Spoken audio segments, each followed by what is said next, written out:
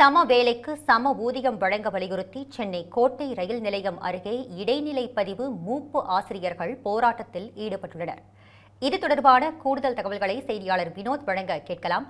வினோத், எவ்வளவு பேர் இந்த போராட்டத்தில் ஈடுபட்டுக் கொண்டிருக்கிறார்கள்? கூடுதல் தகவல்களை பதிவு பண்ணுங்க.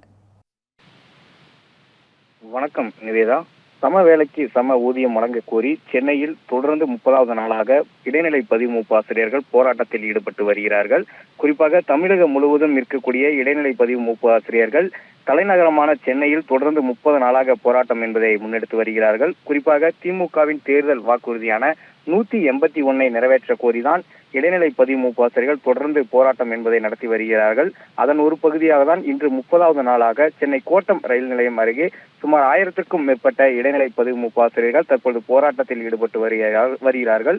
குறிப்பாக திமுகவின் தேர்தல் வாக்குறுதியை உடனடியாக தமிழக அரசு நிறைவேற்ற வேண்டும் உள்ளிட்ட கோரிக்கைகளை வலியுறுத்தி திமுக அரசுக்கு எதிரான கண்டன கோஷங்களை எழுப்பி அவர்கள் போராட்டத்தில் ஈடுபட்டு வருகிறார்கள். குறிப்பாக காலை முதலே சென்னையில் இருந்து இடைநிலை பதிவு மூப்பு ஆசிரியர்கள் ஆங்காங்கே அமர்ந்து கொண்டு அங்கிருந்து அனைவரும் ஒன்றாக சேர்ந்து வந்து இந்த ரயில் நிலையம் கோட்டை அருகேதான் இந்த போராட்டத்தை முன்னெடுத்திருக்கிறார்கள். குறிப்பாக இந்த பகுதியில் வந்து சுற்றியும் போலீஸ் பாதுகாப்பு என்பதும் குவிக்கப்பட்டு இருக்கிறது. சுமார் 500க்கும் மேற்பட்ட இடைநிலை பதிவு போராட்டத்தில் ஈடுபடக்கூடிய சூழ்நிலையில் 50க்கும் மேற்பட்ட எஸ்பிளனேட் போலீஸ் காவல் அதிகாரிகள், அதே சமயம் அருகில் இருக்கக்கூடிய அனைத்து காவல் உயர் அதிகாரிகள் அனைவருமே கயிர்கள் போடப்பட்டு அந்த பகுதியில் வந்து அவர்கள் போராட்டத்தில் எந்த ஒரு அசம்பாவிதமும் ஏற்படக்கூடாது, அதே சமயம் சாலை மறியலில் ஈடுபடக்கூடாது என்பதற்காக போலீசும் அதிக அளவு குவிக்கப்பட்டு இருக்கிறது. இப்ப தொடர்ந்து அவர்கள் போராட்டத்தில் ஈடுபட்டு வருகிறார்கள். திமுகவின் தேர்தல் வாக்குறுதியை நிறைவேற்ற கோரிதான் இந்த போராட்டத்தை முன்னெடுத்திருக்கிறோம். எங்களிடம் தமிழக அரசு சார்பிலும் பேச்சுவார்த்தை நடத்தினாலும் தங்களுக்கு உடன்பாடு இல்லை என்பதும் அவர்கள்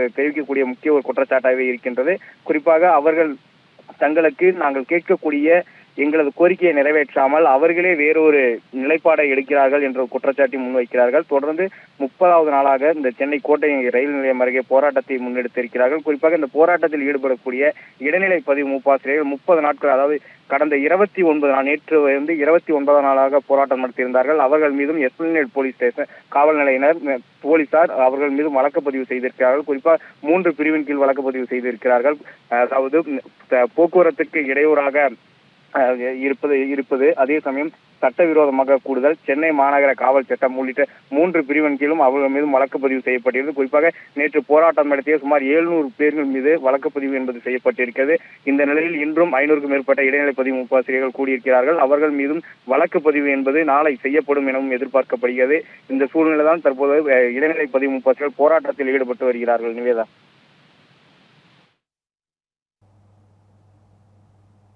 உங்கள் விரிவான தகவல்களுக்கு நன்றி Vinod.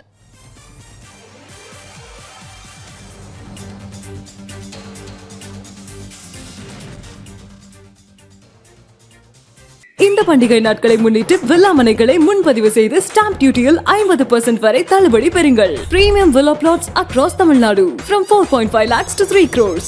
One layer G Square. For details call 8939750009.